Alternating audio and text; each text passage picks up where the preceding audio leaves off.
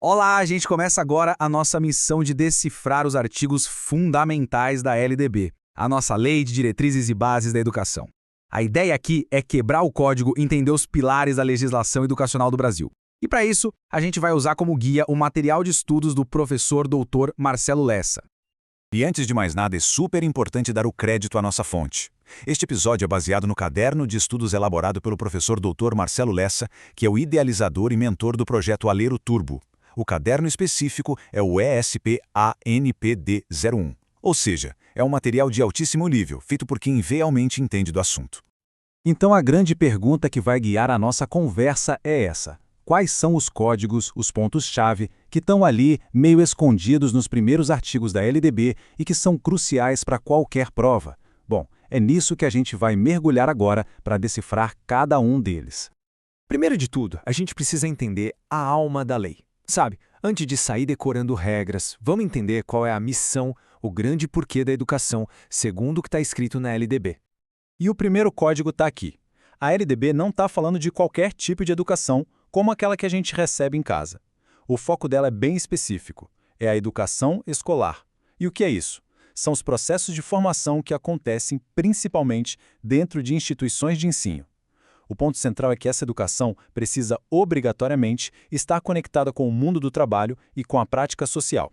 Não é um conhecimento solto, no vácuo, é uma formação para a vida real. Certo, mas para que serve essa educação escolar?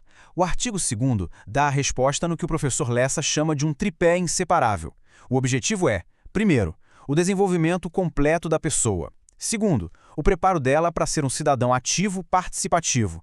E terceiro, a qualificação para o trabalho. Uma coisa não funciona sem a outra, sabe? É um conjunto.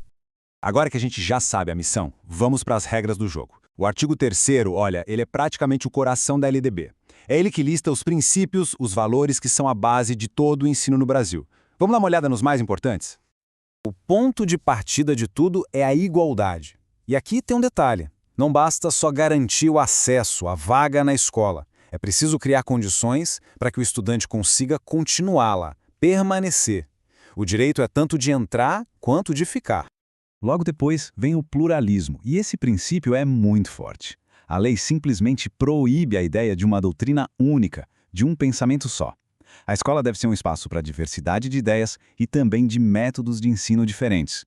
Claro, um pilar que todo mundo conhece, a gratuidade. O ensino público, aquele oferecido nas escolas oficiais do governo, tem que ser gratuito. Simples assim, direto ao ponto. E aqui a gente chega na gestão democrática.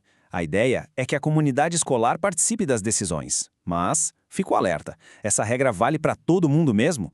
Agora, uma pergunta que é uma daquelas pegadinhas clássicas de concurso, sabe? Esse princípio da gestão democrática que a gente acabou de ver, ele se aplica a todas as escolas, sem nenhuma exceção? Pensa aí. A resposta é um sonoro não. A LDB é muito clara ao dizer que a gestão democrática é um princípio obrigatório para o ensino público. A lei não exige essa mesma regra das escolas particulares. É fundamental memorizar essa diferença, porque isso vale ouro em qualquer prova. Certo? Já vimos a missão, já vimos os princípios. Agora, vamos entender a cadeia de comando. O que o Estado é, na prática, obrigado a fazer. Quais são os deveres concretos dele? Eu quero que todo mundo olhe bem para esse número. Só para ele. Se tem algo para guardar na memória desta sessão, é isto aqui. 4 a 17. O que será que isso significa? Significa a faixa de idade em que a educação básica é, ao mesmo tempo, obrigatória para a família matricular e gratuita para o Estado oferecer. Ou seja, dos 4 aos 17 anos, o que inclui para a escola, ensino fundamental e médio, não tem escolha. É dever de todo mundo. Agora vamos olhar para uma sutileza na educação infantil. Perceba a diferença. A creche, que vai de 0 a 3 anos, é um dever de oferta do Estado. Ele tem que garantir a vaga gratuita. No entanto, a família não é obrigada a matricular a criança.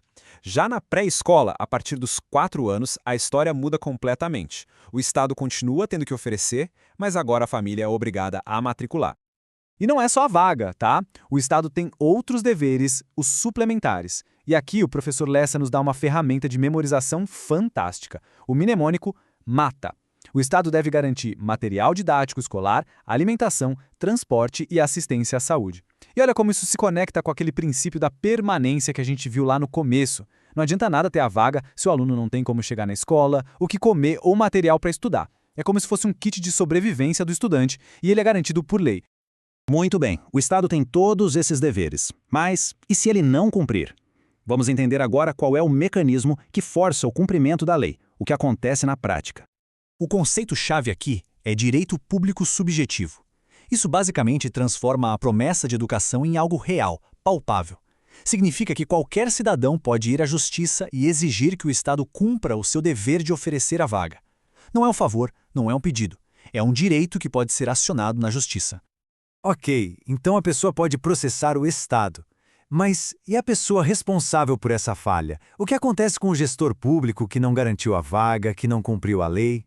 A resposta da lei é forte e direta. A autoridade competente, o gestor responsável por aquilo, comete crime de responsabilidade. A LDB é muito séria nesse ponto. Deixar de oferecer o ensino obrigatório não é só uma falha administrativa, não. É um crime previsto em lei. E assim a gente chega ao final da nossa análise. E é fundamental reforçar, todo este resumo foi produzido a partir do conteúdo do projeto Alero Turbo, sobre autoria e orientação do professor Dr. Marcelo Lessa.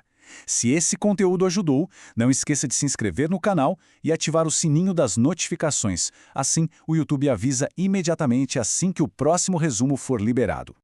E para a gente fechar, fica uma reflexão. Agora que a gente entendeu os alicerces, os princípios e os deveres fundamentais, como é que a LDB usa essa base para construir todos os outros andares desse sistema tão complexo que é a educação no Brasil?